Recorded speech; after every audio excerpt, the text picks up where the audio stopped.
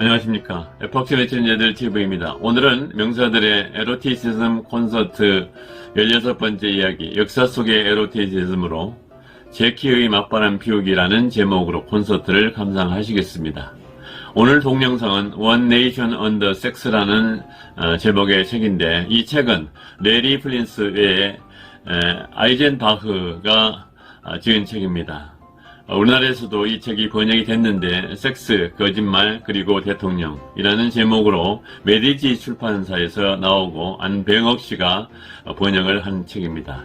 이 책에 나오는 정보를 활용하여 본 작가의 상상력에 따라 애드립을 가미하였음을 양해하시기 바랍니다. 번째로 제키의 성장통입니다. 제키의 아버지는 부유한 은행가였지만 이름난 바람둥이였습니다. 그녀는 아버지를 재미있는 남봉꾼쯤으로 생각을 했습니다. 제키가 처녀 때 신문에서 케네디가 젊고 쾌활한 동시인자 상원 의원이라는 인물평을 읽었지만 첫인상은 자기 아버지처럼 남봉꾼 같은 인상을 받았다고 수레하고 있습니다. 제키가 11살 때 아버지가 바람을 피우자 어머니는 이혼소송을 제기했으며 부부간에 물고 물리는 쌍방산통 주장을 펴는 것을 보고 자랐습니다. 제키는 부모님의 이혼 스캔들에서 얻은 삶의 지혜가 있다면 본인이 듣고 싶지 않는 사실을 듣지 않는 것이었습니다. 사랑하는 사람에게서 받은 고통을 차단하는 그녀의 자질은 바람둥이 케네디에게는 큰 행운이 아닐 수 없었습니다. 섹스 스캔들에 대한 제키의 대응 자세입니다. 케네디가 상원 의원일 때부터 무수히 바람을 피웠지만 제키는 그를 대통령으로 만들려는 욕심으로 섹스 스캔들을 참으라는 시아버지의 부탁을 외면할 수 없었습니다.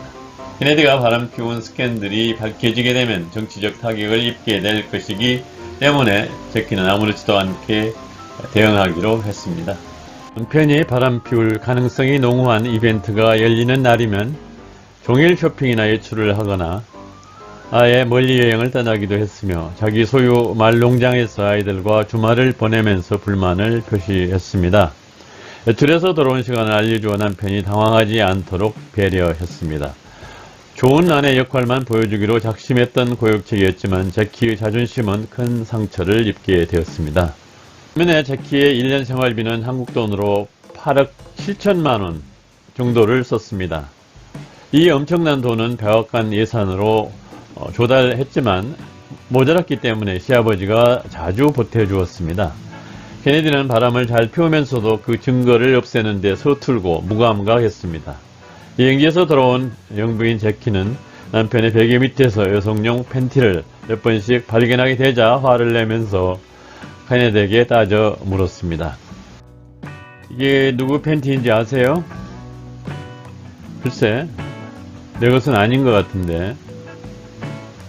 케네디는 능청스럽게 대답했습니다. 어느 날인가 어떤 기자가 대통령 임기가 끝나면 남편이 무슨 일을 할 것 같으냐 는 질문을 받은 제키는 거침없이 대꾸했습니다.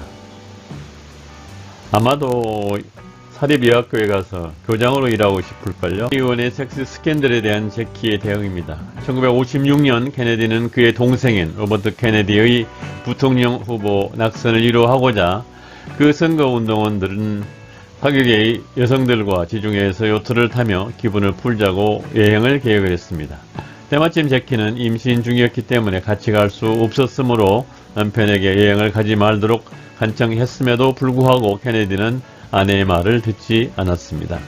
케네디가 지중해 여행을 하고 있는 중에 제키는 갑작스러운 복통으로 제왕 절개 수술을 받았고 아이를 사산하고 말았습니다. 그러나 케네디는 그런 사고가 난 것을 보도한 신문 기사를 읽지도 못하고 3일 후에 제노아 항구에서 도착했을 때야 소식을 들었습니다. 지금 돌아가봤자 내가 뭐 할 수 있겠어? 케네디 측근들은 결혼 생활을 계속하고 싶거나 대통령이 되고 싶거든 당장 가는 것이 좋을 거라는 충고를 했는데 케네디는 이 충고를 받아들여 집으로 돌아왔습니다. 그러나 그들의 결혼 생활은 예전 같지 않았습니다. 아버지 케네디는 제키가 아들에게 이혼을 청구할까봐 현금 100만 달러를 주었고 집과 승용차를 사주며 달렸습니다. 이러한 무마작전은 아들을 대통령으로 만들겠다는 집념에서 비롯된 것이지만 제키도 남편이 대통령 되기를 내심으로 희망했기 때문에 서로 의기가 일맥상통한 결과였습니다. 그는 아들에게 단도직입적으로 충고를 했습니다. 아들, 바람을 피우지 말라는 얘기가 아니야. 좀 조심하라고. 사람들이 너를 어떻게 보느냐가 중요하거든. 이 말을 명심하고 행동하길 바란다. 그로부터 5달 후에 제키는 캘리포니아로 여행을 가서 영화배우 홀든을 만나 같이 승마를 즐기고 관계를 가짐으로써 케네디에게 통쾌한 복수를 했습니다. 케네디의 바람기가 그치지 않자 제키는 맞바람 전략으로 행동을 바꾸었습니다. 네 번째, 케네디 대통령 시절 제키도 맞바람을 피웠습니다. 케네디가 마릴린 먼로와 관계를 맺었다는 사실을 확인하고 제키는 안절부절했습니다. 마릴린 먼로가 그녀에게 전화로 자기가 백악관에 들어가 영부인이 되고 싶으니 케네디와 이혼하라는 요구까지 받았기 때문에 자존심이 극도로 상했지만 마릴린 먼로에게 밀리지 않고 당차게 그녀를 망신 주었습니다. 6개월 후에 먼로가 약물 중독으로 죽음으로써 이 사건이 선거에 악영향을 미칠 것이라는 생각 때문에 고심하지 않을 수 없었습니다. 대통령 선거를 앞둔 케네디가 마릴린 먼로와 성 스캔들을 일으키자 화가 난 제키는 남편을 놔두고 아이들을 데리고 2주간 이태리로 여행을 떠나버렸습니다. 제키가 이태리에서 피아트 자동차 회사 회장 아그넬리와 어울리자 미국 내 언론들은 우려를 감추지 못했습니다. 케네디도 이 사실을 알고 제키에게 백악관으로 돌아오라고 급전을 쳤지만 예정된 날짜보다 일주일이나 늦게 백악관으로 돌아왔습니다. 자기도 섹스 게임을 벌일 수 있다는 모습을 남편에게 보여주고 경고하고 싶었습니다. 제키는 우리 부부의 생활은 빙산과 같다. 대중이 보는 부부 생활은 물 위에 떠 있고 사생활은 물 밑에 있다는 말을 했습니다. 6번째, 제키가 선버강 오나시스의 유혹에 걸려들다 입니다. 오나시스는 160cm의 남짓, 벌어진 가슴, 깬것 같은 얼굴 표정, 그는 살인 청부업자에게나 어울리는 모습이었습니다. 그는 매력적인 데다가 에너지도 넘쳤고 돈이 많았으며 여자를 꼬시는 재주가 있었습니다. 인기가 있거나 저명인사의 아내들과 사랑을 즐기는 독특한 취향의 소유자였습니다.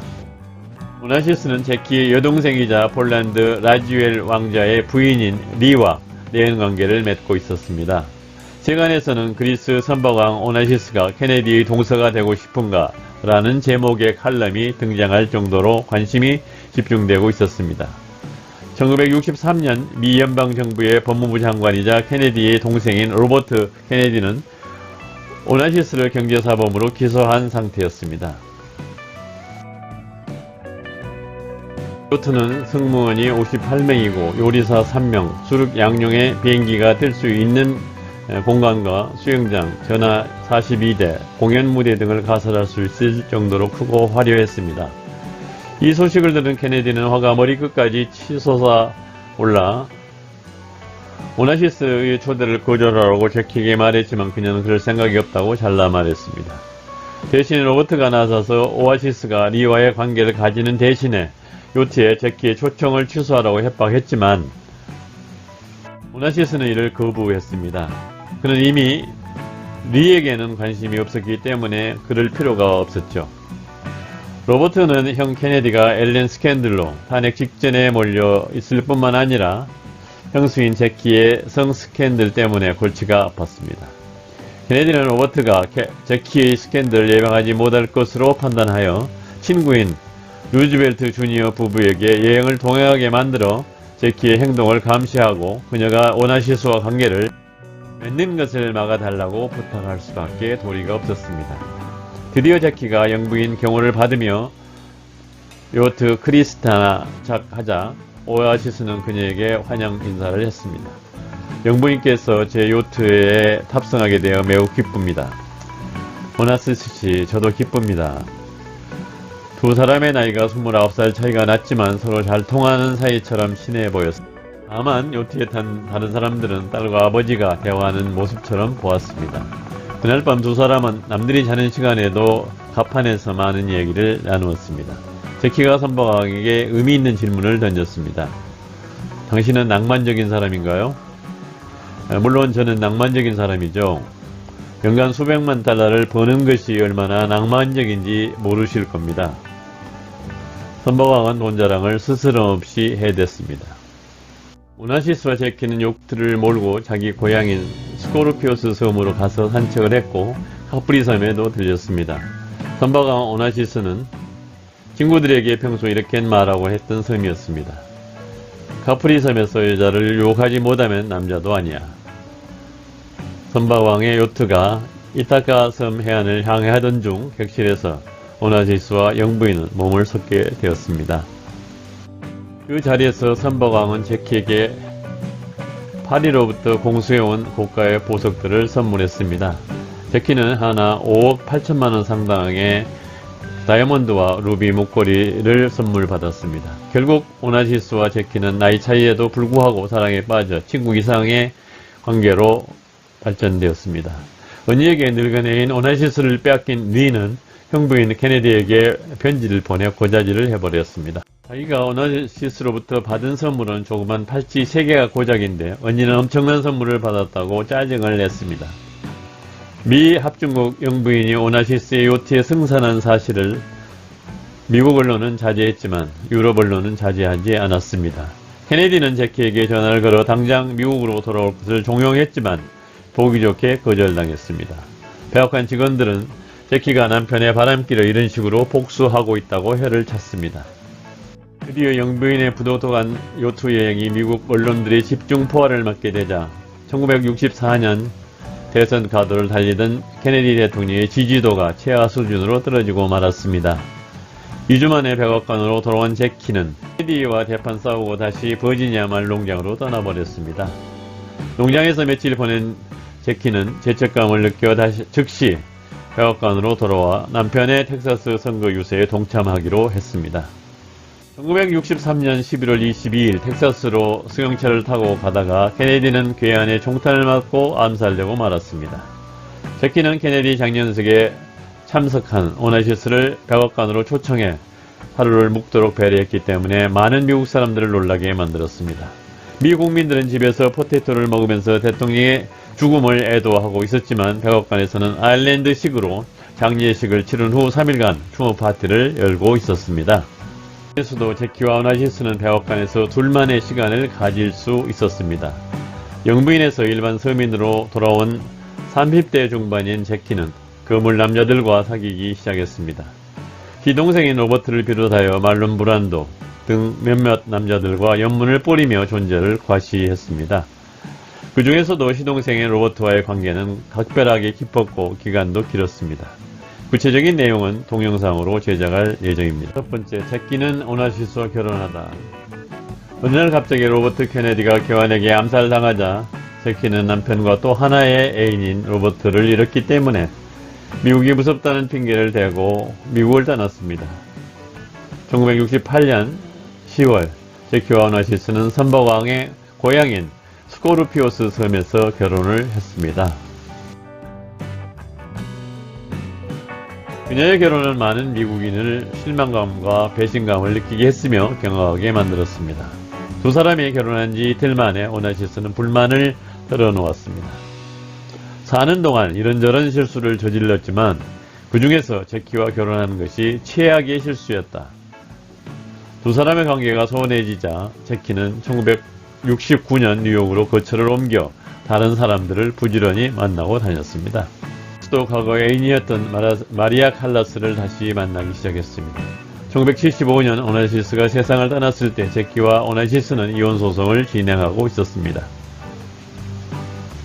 7번째, 제키의 맞바람 전략은 왜 나왔는가?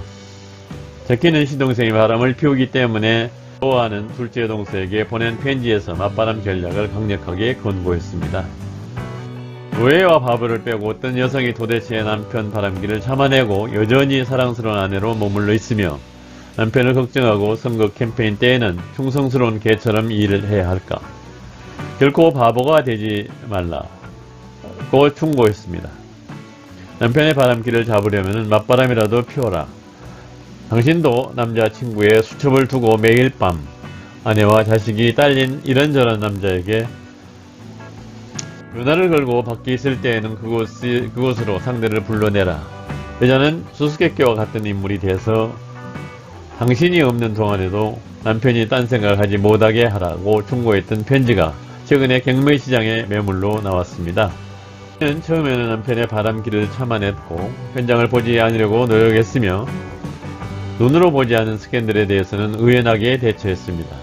결혼 초기에는 예출했다 서러운 시간을 예고해주며 배려했지만 점점 그것이 최선이 아니라는 생각을 하게 된 것 같습니다. 그녀는 1994년 향년 64세로 세상을 떠났습니다.